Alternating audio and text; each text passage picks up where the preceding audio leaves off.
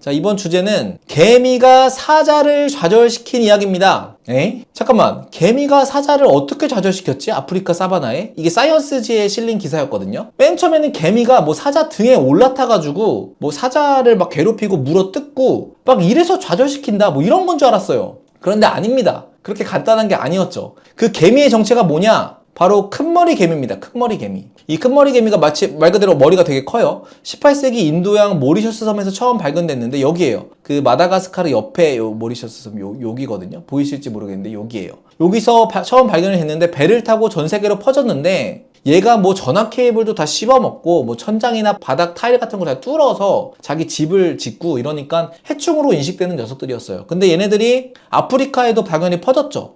얘네들이 사바나 지역에 가서 뭔 짓거리를 했냐? 사바나에 뭐가 서식을 하냐면요. 뭐 여러 동물들이 서식하겠지만 그 아카시아 나무 중에 휘파람 가시나무라는 그 아카시아 나무가 살아요. 그리고 많은 분들이 아시겠지만 그 아카시아 나무와 공생하는 개미가 있습니다. 아카시아 나무한테서는 꿀을 얻고 그 아카시아 나무를 다른 곤충들한테서 지켜주는 그렇게 서로 공생하는 개미와 아카시아 나무가 여기 토착종이 있어요. 아프리카 사바나 지역에. 그런데 이 큰머리 개미가 아프리카로 진출해가지고 이 토종 아카시아 개미와 공생하는 토종 개미를 죽여요. 알과 애벌레도 다 도살해버려요. 그래서 간단히 그 장면을 보시면 이런 겁니다. 지금 막 도살하고 있죠. 막 애벌레 알을 꺼내가지고 막 죽이고 일개미도 죽이고 이런 식으로 도살을 합니다. 그러니까 심각한 외래종입니다. 심각한 외래종이라고 보시면 돼요. 개미계 황소개구리처럼. 그런데 이 문제가 뭐였냐면 공생하던 토종 개미가 죽으니까 공생하던 아카시아 나무가 사라지기 시작해요. 18년 동안 아카시아 나무가 13,000헥타르 면적이 감소합니다. 아카시아 나무가 덮고 있던 면적이 무려 여의도 면적의 40배가 줄어들어요.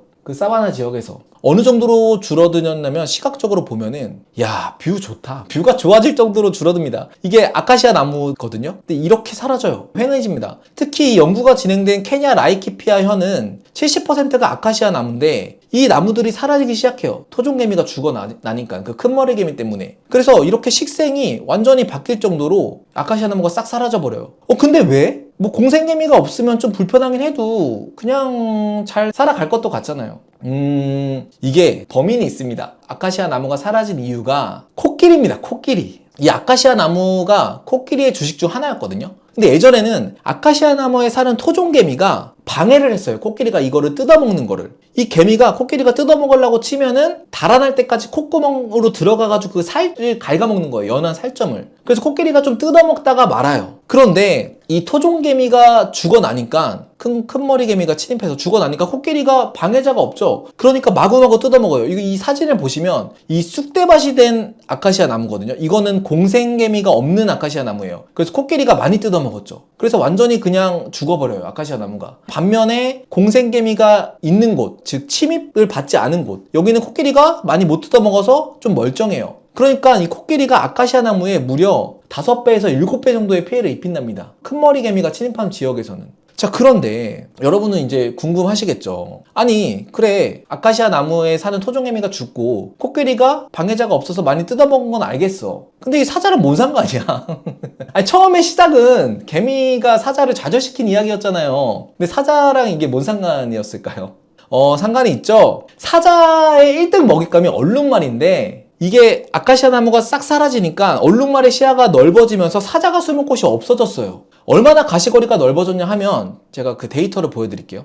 이 코끼리가 있는 지역입니다. 코끼리가 뜯어먹는 지역에서 보면은 이거는 큰머리 개미가 침입하지 않는 지역에서의 가시거리예요. 아카시아 나무가 많이 살아있으니까 가시거리가 한 20m 정도 됐죠. 그런데 큰머리 개미가 침략한 곳의 가시거리는 최대 50m가 넘어요. 그러니까 평균 2.67배가 상승할 정도로 탁 트여버렸죠. 그러니까 사자가 숨을 곳이 없는 거예요. 그래서 이거를 정리를 해보면 이렇게 되는 거죠. 원래는 이 아카시아 나무가 많이 있어가지고 사자가 잘 숨어서 얼룩말을 잘 사냥을 할 수가 있었는데 그 큰머리 개미가 침입을 하니까 아카시아 나무에 있던 토종개미가 죽고 코끼리가 얘를 많이 뜯어먹으니까 아카시아 나무가 사라지고 시야가 넓어지니까 사자가 숨을 곳이 없어지죠. 그러니까 얼룩말이 오랫동안 살아남았어요. 와, 엄청난 나비 효과였습니다. 지금 이렇게 얼핏 얘기하면 마치 사자의 개체수가 줄어들 것 같잖아요. 얼룩말을 사냥을 많이 못하게 되니까. 근데 이 과학자의 얘기는 다행히 사자 개체수는 줄어들지 않았답니다. 왜냐? 먹을 게 얼룩말만 있는 건 아니잖아요. 딴 것도 있잖아요. 많잖아요. 사바나에 먹을 게 얼마나 많아요. 그러니까 다른 사냥감이 있었는데 그게 대표적인 게 뭐냐면 바로 버팔로였더라. 이 지역에서는. 실제로 사자의 식단을 간단히 보면요. 뭐 지역마다 달라요. 건기, 우기마다 다릅니다. 이 검은색 막대에 속한 녀석들이 사자의 주 먹잇감이라고 보면 되는데 짙은 검은색. 뭐 gemsbok, 버팔로, 아프리카 물소죠. 그 다음에 누도 있고 뭐 기린도 있고 얼룩말 당연히 있죠. 이런 식으로 다양하게 먹기 때문에 특히 아까 이 연구가 수행된 지역에서는 버팔로를 이제 얼룩말 다음으로 많이 잡아먹는다고 해요. 그래서 이제 사자가 개체수가 줄어들지 않는 이유는 얼룩말 대신에 버팔로를 잡아먹기 때문이다. 그래서 실제로 데이터를 보면은 사자의 식단이 점차 버팔로로 대체가 되고 있다는 사실을 발견을 했어요. 이제 얼룩말이 죽는 비율은 점차 감소하고 버팔로가 죽는 비율은 점차 늘어났던 거죠. 시간이 지날수록. 그런데 여러분도 알다시피 버팔로가 어떤 동물입니까? 사자라도 우리 버팔로는 무서운 동물 아닙니까? 이 짤 이제 유튜브에서 많이 보셨겠지만 얼룩말보다 훨씬 크고 공격적이죠. 이제 사자가 얘를 잡아먹기가 이제 힘들 거다 이렇게 생각을 하는 거고 이 연구를 진행한 더글라스 카마루라는 박사님이 이제 얼룩말 개체수가 늘어나서 뭐 생태계에 피해를 입히는 건 아니고 얼룩말 개체수는 이제 물의 양, 건기와 우기에 의해서 통제되는 것처럼 보여져서 얼룩말 개체수에 영향을 미치는 건 아니고 사자가 버팔로로 식단을 보충하는 데에는 한계가 있을 것 같다. 왜냐면 버팔로가 사냥하기 힘드니까. 그렇게 되면 사자가 결국엔 또 다른 대안을 찾거나 배고픔에 시달리다가 개체수가 줄어드는 일이 발생할 수 있을 것이다. 이런 얘기를 하는 거죠.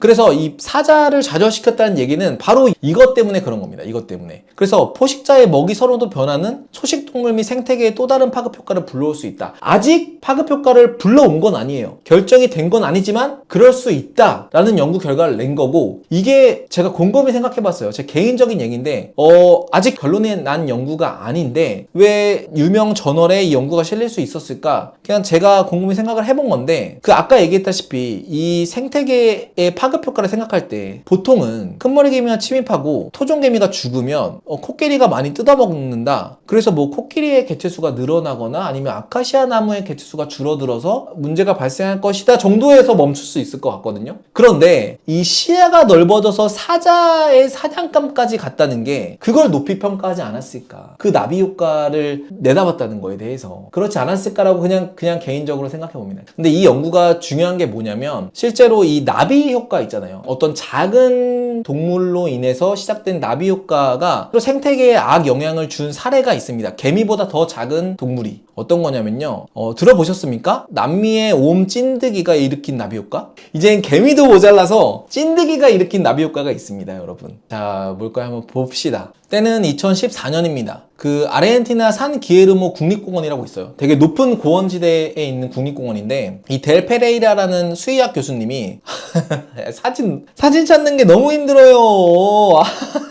죽겠습니다 그냥. 이분이 그 어떤 걸 발견했냐면 비쿠냐라는 동물이 있어요. 남미에 알파카랑 비슷한 녀석인데 아마처럼 가축화된 동물은 아니고요. 야생동물이에요. 과거 멸종 위기까지 간 동물인데 이 비쿠냐가 옴 진드기에 감염이 됐다는 첫 보고를 합니다. 그래서 어떻게 감염이 됐는지 그 경로를 대략적으로 추정을 해본 거예요. 그 사람들이 2009년에 가축으로 들여온 라마가 있었어요. 라마가 요 지점에 가축으로 들여왔고 여기가 아까 그 비쿠냐가 진드기에 감염된 국립공원입니다. 비쿠냐가 사는. 근데 라마를 들여왔을 때 이 라마가 아마 옴 진드기에 감염이 됐던 걸로 추정이 되는데 라마를 풀어놓고 키웠대요. 이 국립공원 근처에서 어슬렁거리다가 비쿠냐랑 접촉이 있었던 거죠. 그래서 옴 진드기가 비쿠냐로 이렇게 옮겨갔다는 거예요. 이렇게 추정을 했었죠. 옴 진드기에 걸린 비쿠냐는 당연히 이런 결과를 얻었겠죠. 처음에는 뭐 옴 진드기가 별거 아니겠지만 이렇게 털이 벗겨지고 가려움증을 호소합니다. 그리고 이 발바닥으로 감염이 되면은 피부가 막 갈라지고 걷기가 힘들어져요. 그러니까 이렇게 된 비쿠냐는 어떻게 되겠어요? 먹이 먹기가 힘들어지겠죠. 당연히 쇠약해지면서 퓨마 같은 포식자가 나타나도 피하기가 힘들어요. 그리고 막 가렵고 이러니까 스트레스를 무지하게 받아서 새끼를 돌보는 능력이 사라지죠. 그러니까 자연적으로 개체수가 감소하는 거예요. 완전히 붕괴가 되는데 얼마나 붕괴가 되냐? 옴 발병 이후에 비쿠냐 개체수가 제곱킬로미터당 원래는 15마리였는데 한 마리까지 그냥 푹 꼬꾸라져요. 2014년 정도에 발병된 걸로 알고 있는데 훅 줄어들죠. 그래서 비쿠냐가 이렇게 확 줄어드니까 이게 어떤 결과까지 불러일으키느냐면 식생이 바뀌어버립니다. 뷰가 바뀌어요. 아까랑 정반대죠. 지금은 비쿠냐가 사라지면서 이 풀을 뜯어먹은 동물이 사라지니까 그 국립공원에 있는 이 식생이 이렇게 풀이 많이 서식하는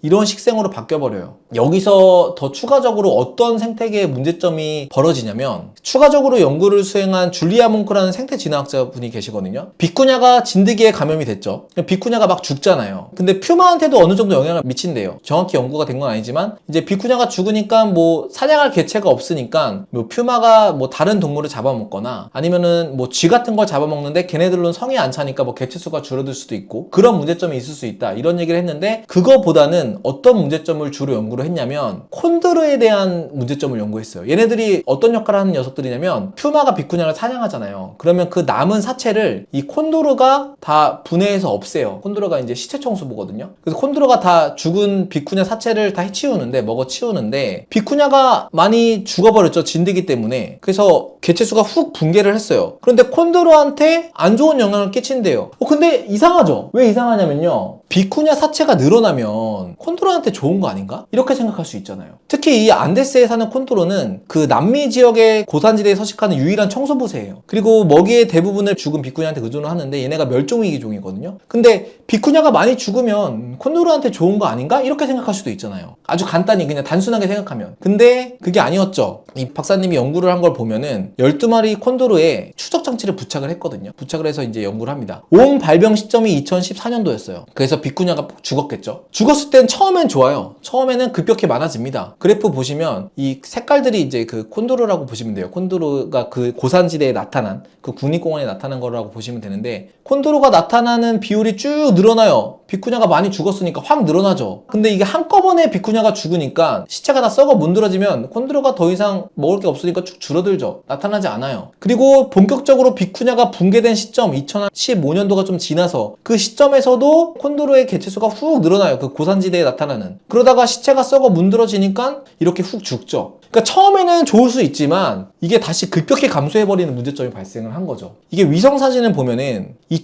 2015년도에는 아까 비쿠냐가 많이 죽었을 때 이게 확 몰렸죠. 확 몰리다가 비쿠냐가 다 썩어 문드러지고 사라지면 더 이상 비쿠냐 개체수가 없잖아요. 죽을 비쿠냐가 없어요. 그러니까 지금 횡하죠. 콘도르가 더 이상 나타나지 않아요. 잠깐만, 그러면 사라진 콘도르는 어디 갔을까? 이제 이게 바로 콘도르한테 미치는 악영향이거든요. 얘네들이 어디를 갔냐면 눈길을 가축으로 돌립니다. 그 시체가 없으니까 가축으로 눈길을 돌려서 자꾸 농장에 나타나요. 농장에 나타나서 막 얼쩡얼쩡 거리니까 농부들이 얘네들을 가축을 괴롭힐 거라고 이제 오해를 하는 거죠.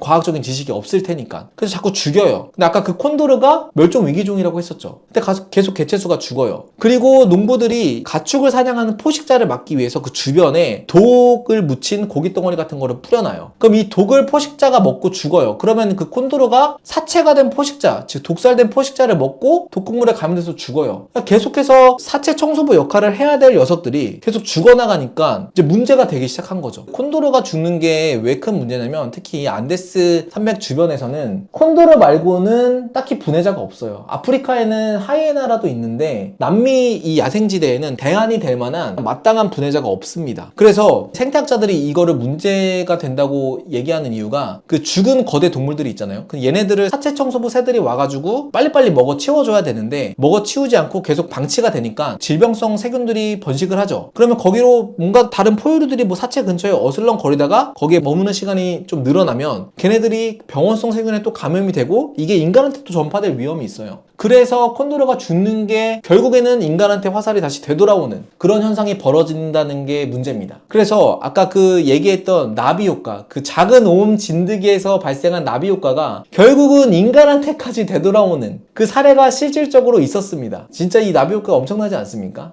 오늘의 라이브 주제는 여기서 마치도록 하겠습니다. 자, 여러분 반가웠습니다. 다음에 또 다시 봅시다. 과학은 세상을 보는 창. 지금까지 과학드림이었습니다. 감사합니다.